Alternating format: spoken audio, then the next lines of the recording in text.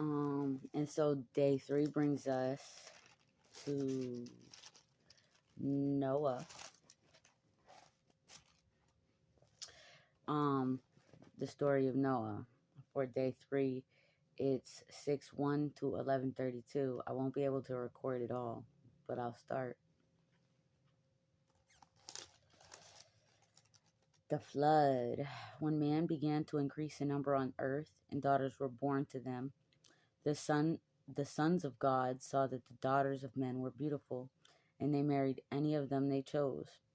Then the Lord said, My spirit will not contend with man forever, for he is mortal. His days will be 120 years. The Nephilim were on earth in those days, and also afterward. When the sons of God went to the daughters of men, they had children by them, and they were heroes of old, men of renown.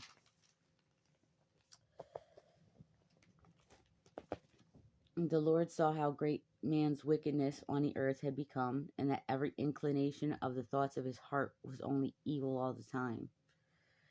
The Lord was grieved that he made man on earth, and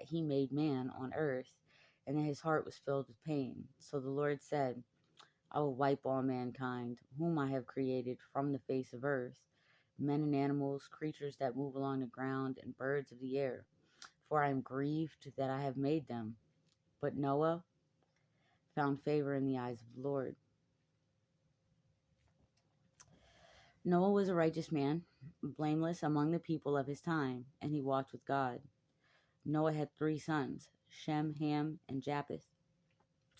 Now the earth was corrupt in God's sight and was full of violence. And God saw how corrupt the earth had become, for all the people on the earth had corrupted their ways. So God said to Noah, I'm going to put an end to all people, for earth is filled with violence because of them.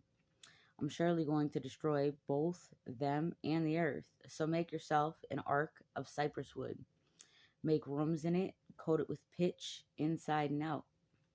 This is how you are to build it. The ark is to be 450 feet long, 75 feet wide, and 45 feet high. Make a roof for it and finish the ark within 18 inches of the top. Put a door in the side of the ark and make a lower and middle and upper decks. I'm going to bring floodwaters on the earth to destroy all life under the heavens. Every creature that has the breath of life in it, everything on earth will perish. But I will establish my covenant with you, and you will enter the ark, you and your sons and your wife, and your sons' wives with you. You are to bring into the ark 2 of all living creatures, male and female, to keep them alive with you. 2 of every kind of bird, 2 of every kind of animal,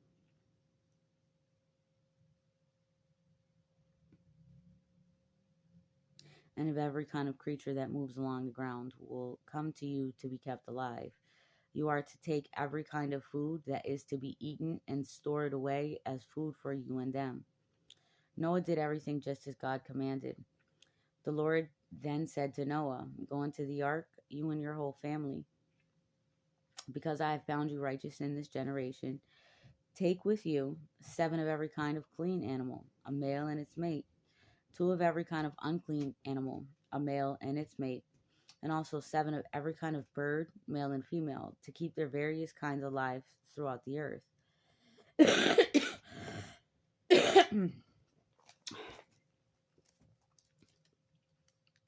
7 days from now, I will send rain on the earth for 40 days and 40 nights, and I will wipe from the face of the earth every living creature I have made.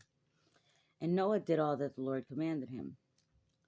Noah was 600 years old when the floodwaters came on earth.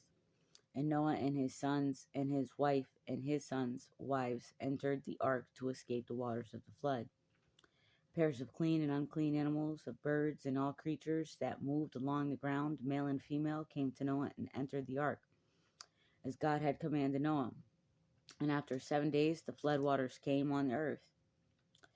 In the 600th year of Noah's life, on the 17th day of the 2nd month, on that day all the springs of the great deep burst forth, and the floodgates of the heavens were opened.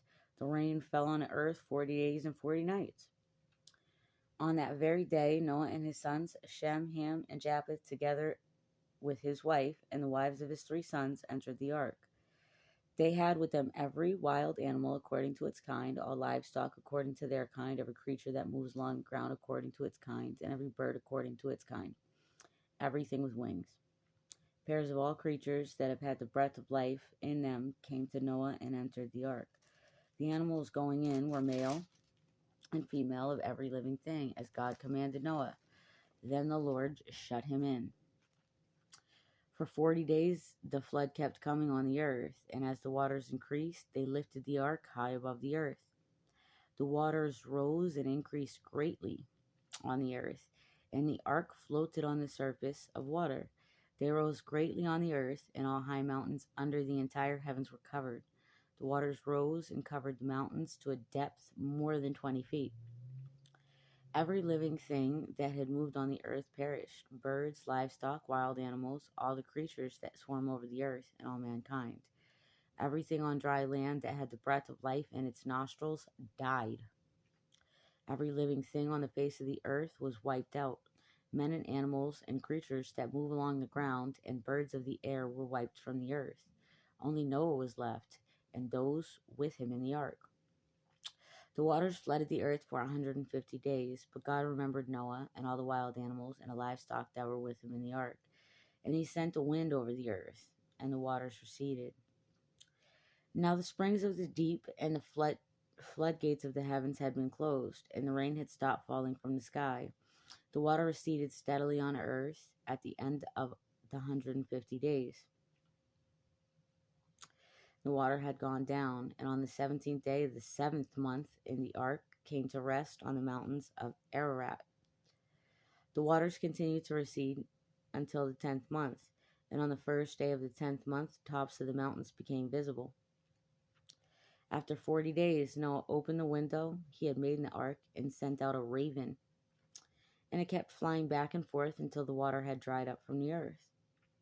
Then he sent out a dove to see if the water had receded from the surface of the ground. But the dove could not find a place to set its feet because there was water all over the surface of the earth. So it returned to Noah in the ark. He reached out his hand and took the dove and brought it back to himself in the ark. He waited 7 more days and again sent the dove out from the ark. When the dove returned to him in the evening, there in its beak was a freshly plucked olive leaf. Then Noah knew that the water had receded from the earth. He waited 7 more days and sent the dove out again, but this time it did not return to him. By the first day of the first month of Noah's 601st year, the water had dried up from the earth. Noah had then removed the covering from the ark and saw that the surface of the ground was dry. By the 27th day of the 2nd month, the earth was completely dry. Then God said to Noah, "Come out of the ark, you and your wife and your sons and their wives. Bring out every kind of living creature that is with you, the birds, the animals, and all the creatures that move along the ground, so they can multiply on earth and be fruitful and increase in number upon it."